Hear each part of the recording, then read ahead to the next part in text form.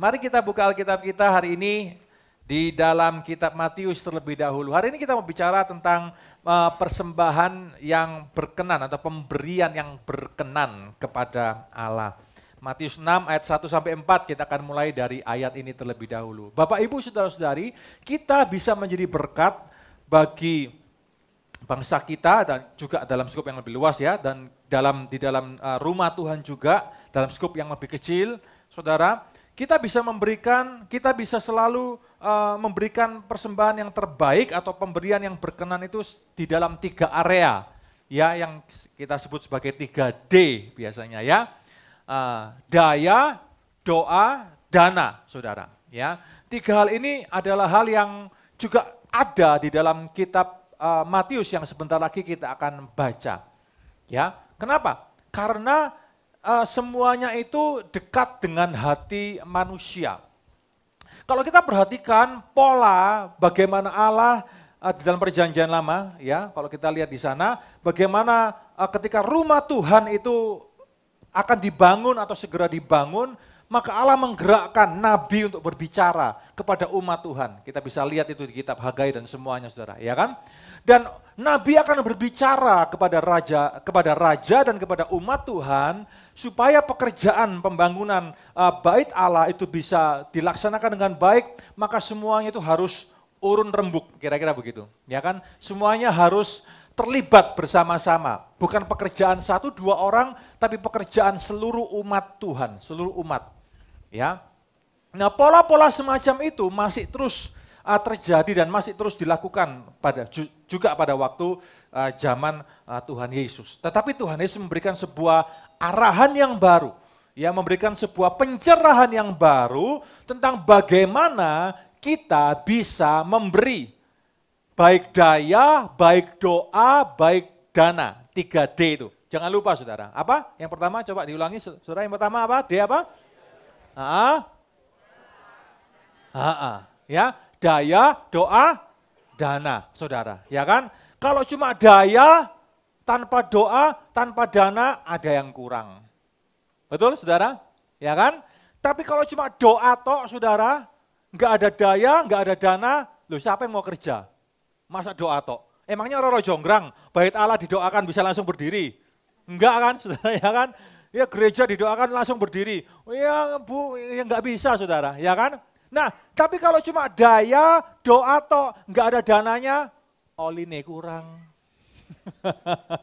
Ya kan, Saudara? Olinya kurang, ya kan? Nah, ini susah, Saudara, ya kan? Nah, maka perpaduan dari 3D ini penting sekali di dalam kalau kita bicara tentang konteks pekerjaan Tuhan atau rumah Tuhan, ya, atau pekerjaan Tuhan lainnya. Saya masih ingat ya, waktu itu habis merit waktu itu ya, lalu kemudian diutus ke Jogja, kami tinggal di sana selama 8 tahun menggembalakan GMS di Yogyakarta, maka saya minta dibuatin, sekarang sudah lebih canggih. Dulu itu kalau orang dekor tuh masih pakai gabus gitu loh, Saudara, ya, zaman jadul lah, ya kan, gabus digambar atau dibuat tulisan, dipotongi terus dicat gitu ya. Nah, waktu itu saya minta sama tim yang ada, ya, timnya juga sedikit tapi mereka bisa lakukan itu ya. Coba saya minta dibuatin ya, waktu masuk gereja seperti ini, di sisi sini kan tembok atasnya nih, Saudara, ya. Coba saya minta dibuatin yang depan enggak, yang di belakang ya. Yang di sini tulisannya loving God, yang di sini loving the house of God, yang di belakang tulisnya loving the work of God. Ya. Jadi ketika mereka masuk, setiap kali masuk ke gedung ruang ibadah selalu akan baca itu. Ya, loving God, loving the work of God, loving the house of God. Jadi mencintai Tuhan itu, orang kalau ngomong mencintai Tuhan pasti mencintai rumah Tuhan. Ya, di dalam rumah Tuhan ada pekerjaan Tuhan, pasti mencintai pekerjaan Tuhan.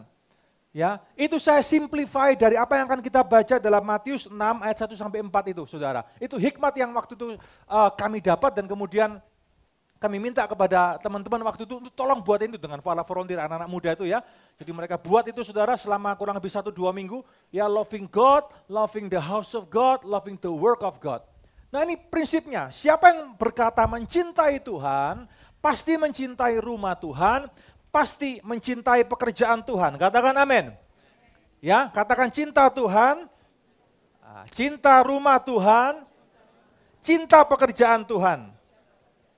Itu kombinasi yang tidak bisa diputuskan satu dengan yang lain, saudara. Ya, karena Tuhan berdiam di rumahnya. Loh, Tuhan kan ada di mana-mana, betul. Tuhan kan ada di hati kita, betul, saudara. Ya, tetapi tetap perlu sebuah tempat untuk di mana orang-orang ini berkumpul menjadi sebuah kediaman bersama, rumah Tuhan. Ya, nah, mencintai Tuhan, mencintai pekerjaan Tuhan, mencintai rumah Tuhan. Mari kita baca di dalam Matius pasal 6 ayat 1 sampai 4. Memberi sedekah, kalau Alkitab buku kasih kita judul, ya. Ternyata memberi itu adalah sebuah gaya hidup atau lifestyle orang-orang yang ada pada zaman Alkitab ini, bahkan sebelumnya, saudara. Orang-orang Ibrani itu salah satu lifestyle-nya adalah memberi. Giving. Itulah yang membuat mereka menjadi bangsa yang besar sampai hari ini. Jumlahnya boleh sedikit, tapi karyanya besar. Mereka selalu memberi. Memberi tiga itu, saudara. 3 area itu mereka memberi. Daya, dana, dan juga doa. Sampai hari ini. Itu lifestyle yang dimiliki oleh umat Tuhan waktu itu. Dan masih terus terjadi dalam perjanjian baru. Yesus pun menegaskannya. Kalau Yesus menegaskannya berarti itu juga itu tidak dibatalkan. Amin, Bapak Ibu. Ya, enggak dibatalkan. Karena itu jadi lifestyle. Dan itu dibawa dalam gereja mula-mula. Ya, nanti kita akan baca juga. Ada ayatnya, nanti kita baca di akhir. Ya, dibawa dalam zaman gereja mula-mula, kemudian dibawa semangat itu, lifestyle itu dibawa ke semua tempat dimanapun gereja berkembang hari itu, termasuk hari ini. Ya, spiritnya dulu harus benar. Saya tahu ketika berbicara mengenai hal seperti ini, ada banyak trauma di hati kita. Ada banyak trauma yang kita dengar di sana-sini, apalagi sekarang zaman sosial media. Tentang bagaimana person-person tertentu, orang-orang tertentu menyalahgunakan yang namanya persembahan, yang menyalahgunakan yang namanya keuangan. Ada banyak skandal finansial, ya, skandal-skandal dalam hal keuangan yang kita dengar, yang kita baca, yang kita lihat di media sosial. Dan itu kadang-kala membuat hati kita pahit, membuat hati kita cemar, membuat hati kita tuh ragu, membuat hati kita itu mudah terjebak ke dalam emosi-emosi yang negatif dan mulai gampang curiga ketika seorang pendeta atau seorang hamba Tuhan mulai ngomong soal memberi atau ngomong soal persembahan atau ngomong soal keuangan. Satu sisi saya harus mengakui memang ada oknum-oknum tertentu yang memang menyalahgunakan itu untuk mungkin kepentingan pribadi atau apa, itu urusannya saudara, urusan masing-masing dengan Tuhan. Ya, saudara ya. Ya, kalau mungkin Anda merasa Anda punya trauma, apalagi kita yang khotbah. Betul nggak? Bebannya lebih berat loh, betul nggak, saudara? Aduh, aku khotbah, iya nih dipercaya. Kan saudara? Iya kalau didengar. Kalau dilempari pisang, mending kalau pisang. Ya, kalau dilempari pizza, diterima, saudara, ya kan ya. Kita juga ada beban loh. Betul nggak? Tapi kita bersepakat tuh apa? Kebenaran tetap harus disampaikan, tapi dengan motif yang benar. Amin, Bapak Ibu. Ya, motifnya dengan benar. Nah, termasuk apa yang akan saya sampaikan hari ini, memberikan sebuah landasan, ya, memberikan sebuah landasan bahwa ada oknum satu itu tidak membatalkan kebenarannya. Itu oknum. Halo? Ya, maaf ya, saya ngomong lebih untuk perbandingan ya. Untuk perbandingan ya. Ada satu polisi jahat, apakah seluruh kepolisian itu jahat semua? Enggak. Betul ya? Iya toh, saudara? Iya kan? Satu guru males, apakah seluruh sekolah itu gurunya males? Contoh loh ya. Ya kan? Enggak kan? Satu anak kita, anak sekolah itu nakal, itu baru satu oknum. Lalu kita cap, anak-anak di semua sekolah itu sekolah nakal. Betul? Itu fair enggak seperti itu? Enggak fair kan? Ya, enggak fair, saudara. Ya, jadi jangan lihat yang minor-minor begitu, tapi lihatlah yang mayor bahwa kebenarannya tidak terbatalkan. Hanya karena ada manusia-manusia tertentu yang memang kita ini sudah jatuh ke dalam dosa, bukan? Ya, mereka salah, mereka punya salah karena Siapapun manusia tetap punya salah. Tapi kebenarannya tidak terbatalkan karena ini ditegaskan oleh Yesus. Dikatakan seperti ini, ingatlah jangan kamu mengamalkan kesalehanmu di depan umum supaya dilihat orang. Karena jika melakukan demikian kamu tidak memperoleh upah dari Bapakmu yang di sorga. Jadi apabila engkau memberi sedekah, janganlah engkau menggembor-gemborkan hal itu seperti yang dilakukan orang munafik di rumah-rumah ibadat dan di lorong-lorong supaya mereka dipuji orang. Sesungguhnya aku berkata kepadamu, mereka sudah mendapat upahnya. Namun jika engkau memberi sedekah, janganlah diketahui tangan kirimu apa yang diperbuat oleh tangan kananmu. Ini bahasa simbol, ini bukan bahasa literal. Ya, jadi jangan diremet, gak boleh tahu tangan, masukkan kantong persembahan. Itu ngerepoti saudara, betul. Buka satu-satu, nyetorno ke bank itu malu, kenapa? Ya ini Pak itu kan melakukan firman Pak. Nah itu salah saudara ya kan. Ya. Tapi sekarang puji Tuhan sudah bisa transfer dan semuanya ya. Tapi kalau yang masih memberikan lewat amplop tolong ya saudara ya, ini bukan arti sesungguhnya ya. Artinya apa? Ini motif, bicara soal motif. Oke? Motifnya penting. Motif memberi itu juga penting. Nah ini loh ya, motif memberi itu penting. Ada orang motifnya transaksional. Ada orang motifnya murni, saudara ya. Kalau motif kita transaksional tetap akan salah. Ya, nah apa itu nanti kita lihat. Hendaklah sedekahmu itu diberikan dengan tersembunyi, maka Bapamu yang melihat di tersembunyi akan membalasnya kepadamu. Bapak Ibu, tujuan persembahan. Mengapa kita memberi?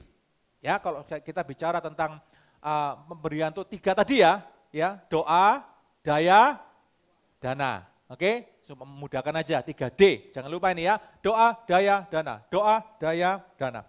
Oke, tujuannya apa untuk kita memberikan persembahan? Yang pertama, kita tuh memberi doa, daya, dana, untuk apa? Yang pertama, menghormati Tuhan dan menunjukkan syukur kita. Kita menghormati Tuhan dengan persembahan kita, dengan pemberian kita. Itu juga sebuah ungkapan syukur kita kepada Tuhan. Syukur Tuhan, ya kan? Kenapa menghormati Tuhan? Karena dengan itulah kita menunjukkannya, saudara, kepada Tuhan. Dengan apa? Doa kita, daya kita, dengan dana kita. Bagaimana mungkin kita menghormati Tuhan dengan 3 hal itu kalau motifnya salah? Di sini penting sekali. Motif dalam memberi itu penting sekali. Tadi saya katakan ada orang memberi motifnya transaksional, ada orang memberi motifnya tulus. Janda miskin yang memberi itu bukan masalah dua duit, bukan masalah jumlahnya. Enggak saudara, itu bicara masalah keberserahan, ketotalan, totalitas dari janda itu. Bukan masalah miskin atau kayanya, jangan salah mengerti ya kalau baca cerita seperti itu ya. Waduh, aku mau jadi seperti janda ini, 2 duit saja Tuhan, waduh. Ya, padahal berangkasmu 10 di rumah saudara ya kan, saya pikir itu tidak menghormati Tuhan juga. Lihat ya, ini bukan masalah jumlahnya loh, tapi totalitas. Apa yang berkenan kepada Tuhan dari janda itu, sehingga Tuhan berkata bahwa ini loh, ya akan pemberi yang sejati. Karena totalitas, ya sebuah totalitas untuk menghormati Tuhan, karena dia punya motif yang benar di dalam memberi doa, daya, dana. Apa motivasi kita, apa motif kita? Transaksional. Oh, kalau aku 30, aku akan dapat 60. Nah, ini ayatnya juga saudara ya, banyak yang salah mengerti ini kan. Berilah, maka engkau akan diberi. Lemparlah atau berikan 30, 60, 100 kali ganda, maka aku akan menuai. Maka matematika kita mulai main saudara. Ya, matematika Alkitab bukan matematika manusia. Itu bahasa simbol, itu bukan bahasa literal. Kayak tadi loh, memberi di tempat tersembunyi, bukan di gremet-gremet, ya kan? Lalu ngerepoti semuanya yang buka itu. Ya, 30 itu 30, 60, 100 bukan masalah. Itu tidak ada hubungannya dengan matematika manusia. Kalau kita mikir, kalau aku 30 2 kali lipat, berkat double porsi. Double porsi kan? Matematika kita mulai main, aku akan dapat 60. Jadi kalau aku kasih persembahan 50.000, kalikan 2, aku akan dapat 100. Kalau perpuluhanku aku kasih 1 juta, maka aku akan dapat, kalikan 2, ya kan? Dapat 2 juta. Apakah seperti itu? 60. Ya kan? 60 kali 2, 120. Ya kan? 100, apalagi 100 kali 2, 200. Wow. Lalu kita mulai gambling. Saudara, hari ini orang tidak perlu pergi ke Genting atau pergi ke MBS di Singapura untuk puak, saudara. Di gereja pun orang bisa puak. Ini puak rohani ini, halo.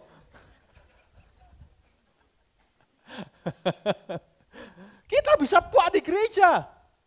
Sadar nggak sadar loh. Dengan apa? Dengan sikap motif kita yang transaksional tadi. Kita puak dengan Tuhan, saudara. Ayo, ya kan? Tuhan buka piro, ya kan? Mau main apa Tuhan? Tasyau atau apa Tuhan? Ayo. Wah. Ya saya khawatir yang guyu-guyu ini ingat masa lalu ini, saudara, ya kan? Jangan-jangan ada bandar juga mantan di sini ya. Waduh, mateng ini. Ya kan? Kadang kita seringkali begitu, saudara, dengan Tuhan. Padahal enggak seperti itu maksudnya. Enggak ada hubungannya dengan itu. Saya masih ingat dulu ya, ini di Mawar Sharon dulu, tahun yang lama sekali, saudara. Ada yang seperti itu, saudara. Ya kan? Kemudian enggak dapat, ya mungkin dulu dapat pengajaran yang salah, marah-marah datang ke gereja. Ya kan, minta uangnya dikembalikan. Yus gak iso dibalekno, saudara ya. Ya apa wis gak balekno? Mosok persembahan dibalekno. Ya wis hilang ya kan, saudara, ya. Masuk ke kantongnya Pak Lukas, masuk kantongnya saya, ya kan? Masuk kantongnya Pak Robert, Pak Sohendra, masuk kantong kita semua sudah. Wah.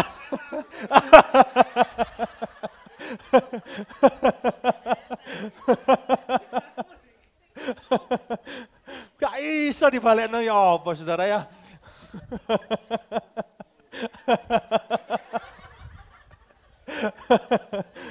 Gitu loh Bapak Ibu. Maka dari itu kalau kita memberi, kita harus tahu motifnya tidak boleh transaksional. Motifnya harus benar.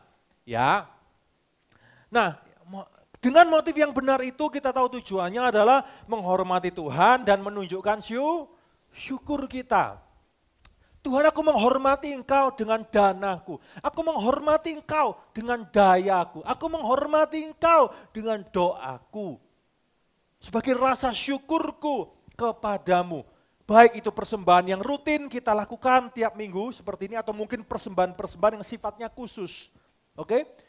Kita tergerak, apalagi kalau suami istri ya juga harus sepakat ya. Jangan main gelap-gelapan, saudara ya. Istri memberi tanpa sepengetahuan suami, jangan. Suami juga begitu, memberi tanpa sepengetahuan istri, jangan, saudara.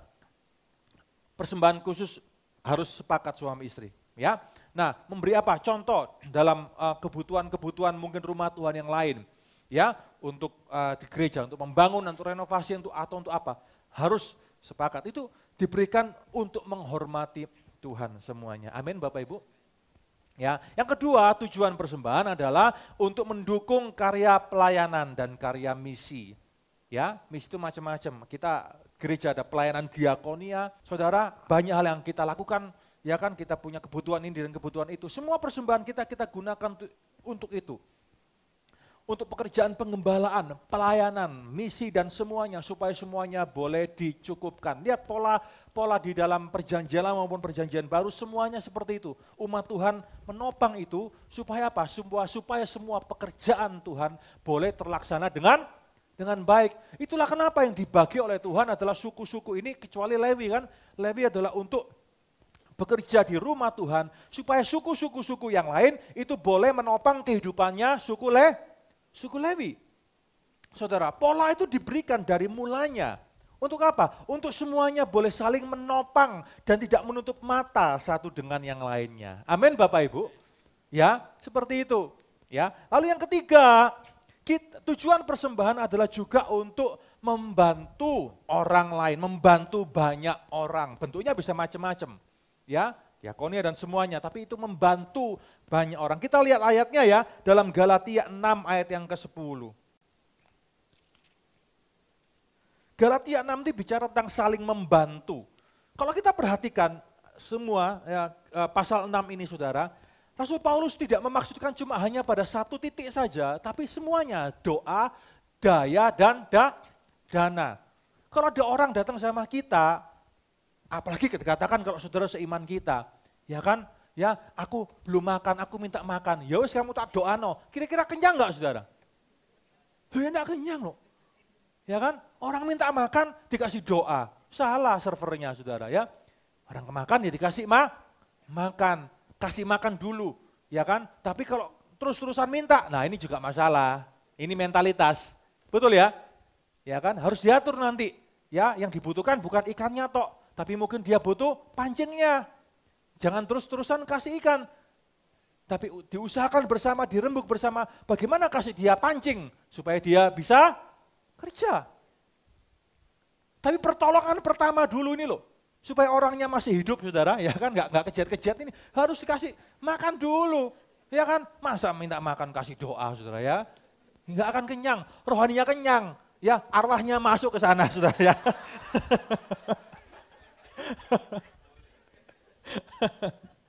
Nah, itu loh. Coba kita lihat ya. Di Galatia pasal 6 ini saudara ya, saling membantu. Kita lihat langsung ya di ayat yang ke-10. Karena itu selama masih ada kesempatan bagi kita, ya marilah kita berbuat baik pada semua orang, tetapi terutama kepada saudara-saudara yang seiman. Ya, semua orang, tapi kepada yang seiman dulu. Tapi anyway, selama masih ada kesempatan, hidup ini adalah kesempatan katanya kan. Selama masih ada kesempatan, mari kita berbuat baik, membantu. Ya, tujuan kita memberikan persembahan adalah untuk dikelola supaya bisa membantu banyak orang. Oke, nah Bapak Ibu, mari kita beri membantu pun harus tepat, bukan hanya tadi tuh ya, jangan cuma kasih ikannya terus, tapi harus dipikirkan bersama bagaimana bisa memberikan pancingnya. Ini penting sekali. Satu sisi ini juga tricky. Ada orang-orang tertentu kadang ketika motivasi hatinya salah, akhirnya kesana kemari minta-minta. Betul saudara. Saya masih melihat ya satu dua mungkin nggak keliling gitu loh ya. Kesana kalau kesana sudah dirasa sudah nggak memungkinkan pindah ke gereja lain saudara untuk melaksanakan aksi ya kan modus operandinya ya kan, kemudian setelah dirasa bahwa nggak lagi menjanjikan pindah ke tempat lain lagi untuk gitu lagi terus menerus semacam itu tidak akan berfaedah apa-apa. Ini tidak tertib hidupnya. Kita juga harus pinter, tidak boleh kita kita blow-on gitu. Jangan. Kita juga harus mengerti tidak boleh juga kita gampang dipermainkan oleh orang-orang tertentu yang mungkin hatinya tidak benar, posisi hatinya tidak tulus. Kita yang harus mengajar mereka untuk mereka hidup dengan tertib. Amin Bapak Ibu. Ya kan? Nah, mari kita lakukan ini dengan benar ya, dengan tepat Saudara. Selanjutnya, terus bagaimana? Ketika kita memberi, sikapnya bagaimana? Yang pertama kita punya niat dan motivasi yang ikhlas, ya kan? Yang benar, bukan transaksional, tapi yang murni tadi. Saudara, itu yang pertama. 2 Korintus 9 ayat yang ke-7. Itu berbicara tentang pengumpulan uang untuk Yerusalem, karena Yerusalem sebagai gereja induk hari itu mengalami kekeringan, ya, mengalami sebuah bencana kekeringan dan kemudian mereka mengalami krisis keuangan, finansial, krisis ekonomi, saudara. Tanah Israel pada waktu itu sehingga gereja Yerusalem sebagai gereja induk itu mengalami defisit, ya kan? Defisit, kasnya defisit dan kemudian mereka mengalami kesulitan. Nah, Rasul Paulus tidak mau tutup mata, ya. Dia melihat kebutuhan gereja induk itu, saudara. Dia yang ada di Antioquia dan di daerah-daerah yang lain mengajak gereja-gereja yang lain itu untuk urunan sama-sama, patungan sama-sama untuk membantu gereja induk mereka yang ada di Yerusalem karena sedang mengalami krisis keuangan dan kemudian dikumpulkan oleh mekanisme-mekanisme tertentu, saudara, mereka kemudian urunan bersama-sama dan kemudian persembahan itu dibawa ke hadapan rasul-rasul yang hari itu beberapa mereka masih memimpin di gereja Yerusalem. Ini sebuah pola loh, sebuah pola yang indah. Ya, sebuah pola yang indah, saudara. Bahwa tidak melulu loh, yang lebih kecil itu lebih lemah. Kadang Tuhan izinkan yang besar lemah. Dalam satu titik tertentu mengalami krisis, justru yang kecil-kecil yang surplus.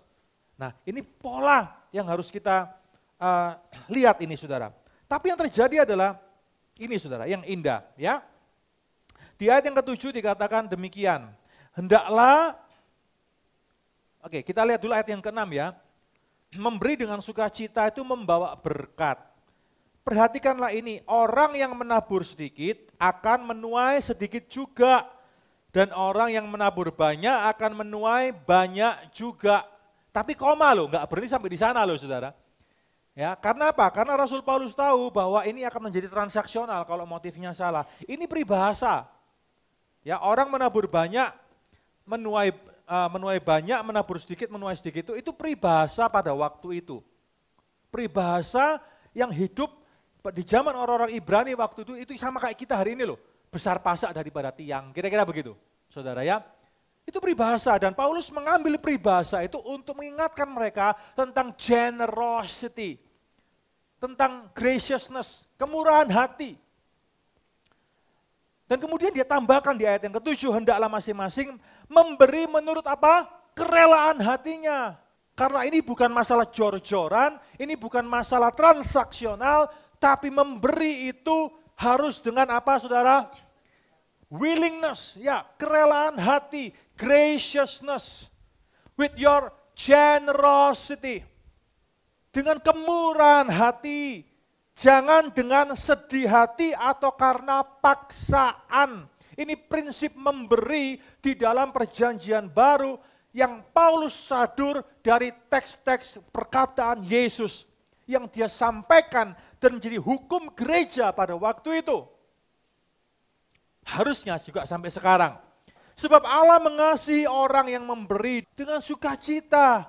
Jadi memberi itu harus dengan kerelaan hati, graciousness, generosity, dan juga willingness.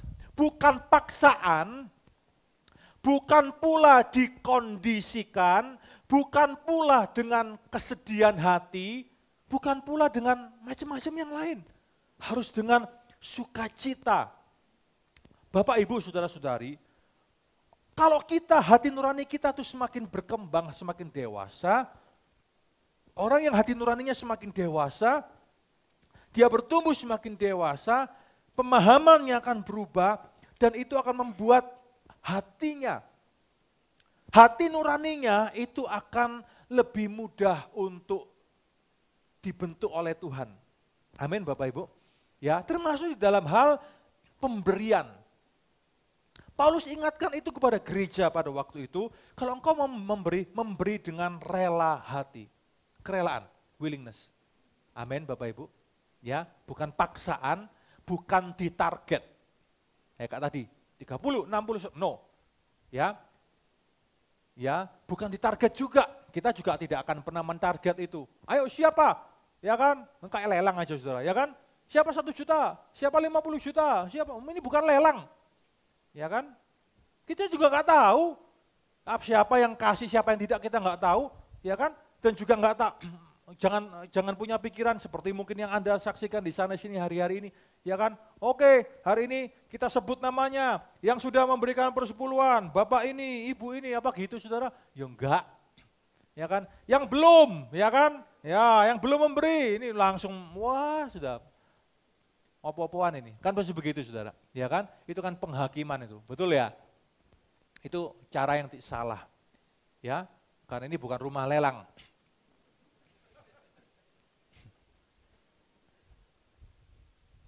Banyak praktek-praktek salah di sana sini, ya kita harus akui. Maka dari itu, kalau ada yang salah, maka kita belajar, kita tidak mau ulangi yang salah yang dilakukan oleh mungkin banyak pihak yang lain. Kita mau kembali kepada apa yang Alkitab lakukan. Katakan saudara. Ya, jadi yang pertama, sikap yang benar dalam memberi itu yang pertama kita harus dengan niat dan motivasi yang ikhlas, dengan kerelaan hati. Amin. Your graciousness, generosity yang Tuhan taruh di dalam hatimu. Dan itu tanpa unsur aneh-aneh, tanpa paksaan, tanpa manipulasi, tanpa apapun juga. Your generosity. Dan saya masih melihat Tuhan masih bekerja dengan cara-cara yang demikian ini. Betul, saudara. Dan saya bersuka cita ketika melihat seperti itu. Bahkan terjadi, saudara. Lihat ya, kalau kita perhatikan koran kita hari ini, berita-berita kita hari ini semuanya orang Kita tahu lah ya, beritanya adalah masa-masa sukar, ya masa-masa sulit saudara, dan mungkin juga kita mungkin sedang mengalami itu. Dan saya juga melihat saudara, beberapa orang yang raksasa saudara ya kan, raksasa rekeningnya maksudnya ya kan, Tuhan izinkan mengalami pergumulan juga. Sampai saya punya istilah the giant has fallen gitu saudara ya kan. Ada beberapa yang mulai fallen dan saya melihat, ya saya tahu ada masa-masa yang penuh pergumulan yang sedang terjadi. Tapi justru dalam masa-masa seperti itu, Tuhan justru akan bekerja untuk apa? Untuk melatih our generosity. Amin. Iya loh, kadangkala Tuhan tuh bekerja justru di masa-masa yang tidak baik untuk manusia. Tapi itu justru the perfect timingnya Tuhan. Betul saudara? The perfect timingnya Tuhan. Betul. Waktu saya masih di Jogja, saya masih ingat saudara, waktu kami masih di Jogja, ya kami kedatangan pasang suami istri baru pindah ke Jogja setelah gempa, bayangkan. Apa itu? Ya kan saudara, nggak masuk akal kan? Setelah gempa, masih carut-marut di sana, ekonomi juga nggak karuan di sana saudara, setelah gempa itu orang masih bingung bagaimana, ya kan jalur distribusi juga terganggu apa semua. Mereka berdua pindah ke Jogja dan meneruskan usaha orang tua, tapi juga usahanya juga begini saudara. Bayangkan. Tapi mereka punya kesaksian, mereka pindah ke sana itu dari Surabaya, jemaat di Cempaka juga. Mereka pindah ke sana karena memang itu sudah tuntunan bimbingan Tuhan dengan peneguhan kanan kiri. Dan timingnya itu loh kok bisa setelah gempa. Tapi mereka ngomong seperti ini, justru ini waktunya Tuhan. Apa yang menurut kita tidak baik, waktu yang tidak baik, tapi buat Tuhan justru itu waktu yang paling tepat. Kadang seperti itu loh saudara. Lalu apakah mereka langsung melenggang di sana? Enggak juga.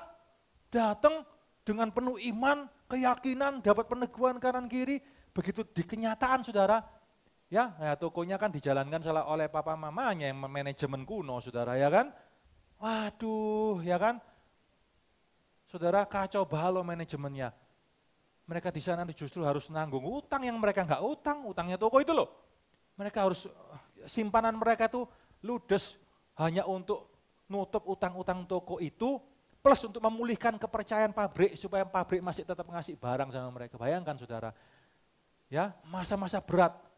Lalu mereka berdoa, di mana Tuhan janjimu? Akan begitu ya. Datang sama saya, sama kita, ya di mana Pak janji Tuhan?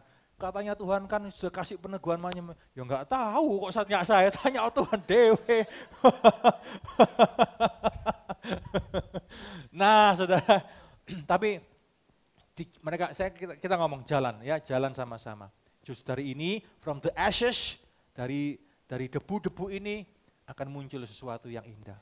Kamu jalani sama-sama, akhirnya mereka mulai nata, ya, mereka mulai nata, manajemennya dia tata semua, kepercayaan dengan pabrik semua, bayarnya mulai gak telat-telat. Nah ini saudara ya kan, mulai memupuk kepercayaan pabrik, ya dengan pabrik, dengan supplier semuanya, lama-lama dipercaya lagi, lama-lama tambah dipercaya.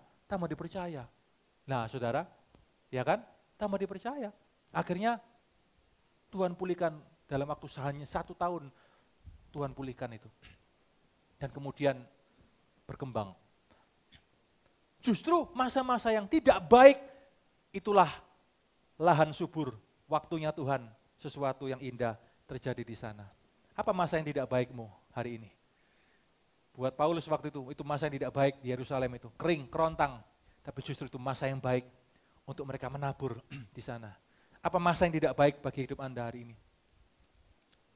Mungkin itu adalah waktunya Tuhan. Mungkin itu adalah tempatnya Tuhan. Justru di sanalah sesuatu yang besar akan segera terjadi, dimulai. Amin Bapak Ibu. Terapkan ini pada situasi Anda masing-masing. Ya, yang penting motifnya harus benar, motifnya harus tulus. Ya, niat dan motivasi yang tulus, yang ikhlas, memberi dengan generosity, memberi dengan kerelaan hati yang sungguh. Yang kedua, memberi itu juga harus dengan sukacita dikatakan tadi.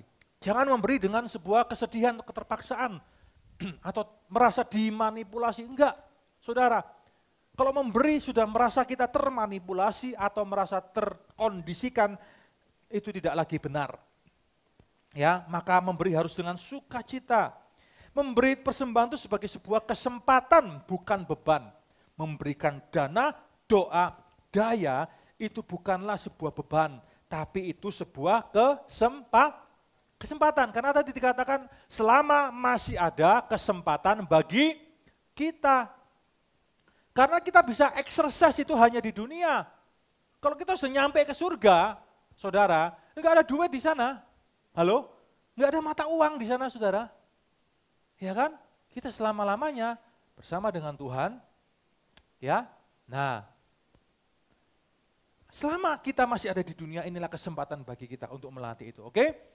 Nah, yang ketiga, kita memberi itu secara proporsional. Secara proporsional artinya apa? Sesuai kemampuan dan berkat yang ada pada kita. 1 Korintus 16 ayat yang kedua. Kita lihat sama-sama yuk. Ini juga kan bantuan untuk jemaat di Yerusalem.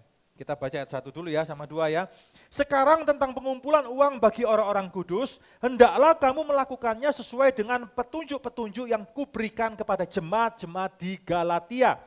Pada hari pertama, setiap minggu, hendaklah kamu masing-masing sesuai dengan apa yang kamu peroleh. Lihat saudara, sesuai dengan apa yang kamu peroleh.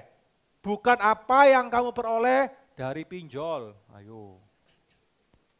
Ya.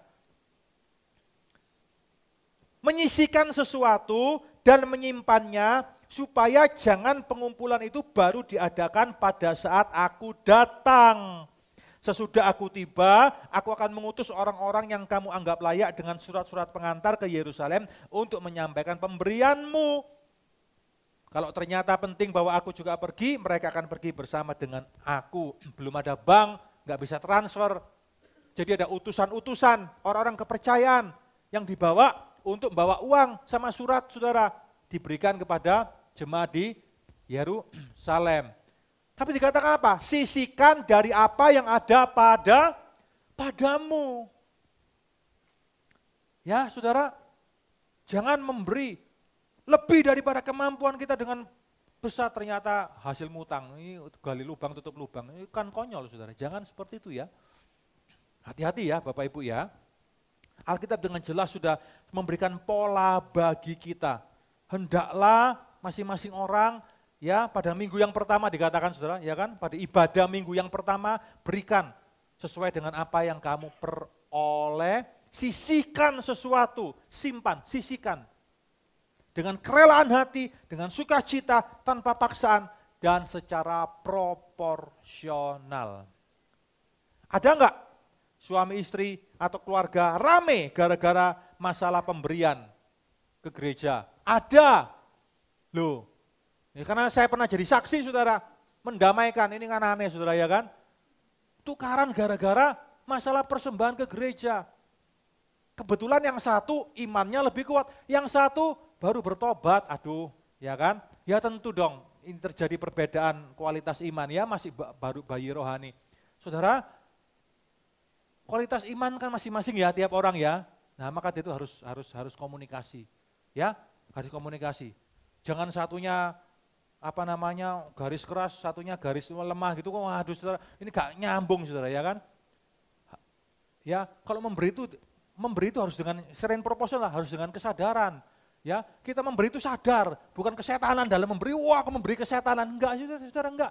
Memberi itu dengan kesadaran, kesepakatan. Oke, ya, memberi dengan kesadaran, memberi dengan kesepakatan. Dalam apapun juga, Tuhan masih bekerja dengan hal-hal yang luar biasa hari ini. Boleh saya share sesuatu, ya, karena kebetulan juga tidak ada di sini orangnya juga. Tapi ini sesuatu yang indah, ya. Oh ya, nanti kan Bapak Ibu sudah tahu juga, ya kan sudah diumumkan waktu itu ya. Kita ada program ke Holy Land nanti Februari ya. Saudara, ada 2 orang yang ngomong ke saya, peserta itu, dengan waktu yang berbeda, mereka tidak saling tahu, dan mereka juga mendapatkan mujizat dengan cara yang masing-masing yang berbeda pula, saudara. Tapi kurang lebih polanya sama. Saya bisa melihat pola Tuhan di sana. Ya, tiba-tiba ada orang telepon mereka, orang yang bukan circle mereka, ya kan, orang yang bukan circle mereka, orang yang tidak pernah intens komunikasi dengan mereka, ya, hanya sesekali saja ketemu, tidak dalam sebuah pembicaraan yang intens, ya, tidak dalam satu CG, satu kepemilikan, satu kampus, enggak, saudara. Datang tiba-tiba bicara, ngomong, ya kan, aku tergerak. Nah, kalau tergerak ini repot urusan nih, saudara, ya kan? Aku tergerak untuk apa? Untuk support kamu, untuk berangkatkan kamu pergi, ya kan? Nah, untung dua-duanya masih sadar, saudara, ya kan? Lalu telepon saya, tanya bagaimana ini? Ya saya ngomong sama mereka, apakah kamu memanipulasi? Saya ngomong jujur ya, ini karena sudah kenal, saudara, saya berani ngomong terus terang, ya. Untuk apa? Memastikan bahwa hati ini harus lurus dulu dengan Tuhan. Apakah kamu memanipulasi dia? Enggak, ngomong aja enggak pernah, ya kan? Ngomong juga bukan circleku apa semua, tiba-tiba katanya dapat tergerak katanya. Oke. Yang kedua, apakah orangnya sudah berkeluarga, sudah punya suami istri atau istri? Ya, sudah berkeluarga. Oke. Suruh dia konsultasi dulu, ya, konsing ngusul, konsing ngatasi kan gitu, saudara, ya, konsultasi kan, ya.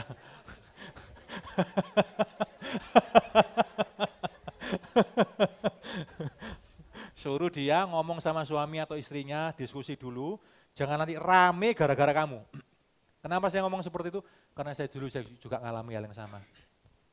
2017 seperti itu juga, saudara. Saya ngalami itu juga. Ada orang juga yang bukan circle dan semuanya jauh, sesekali aja ketemu siapa semua, tiba-tiba ngomong seperti itu.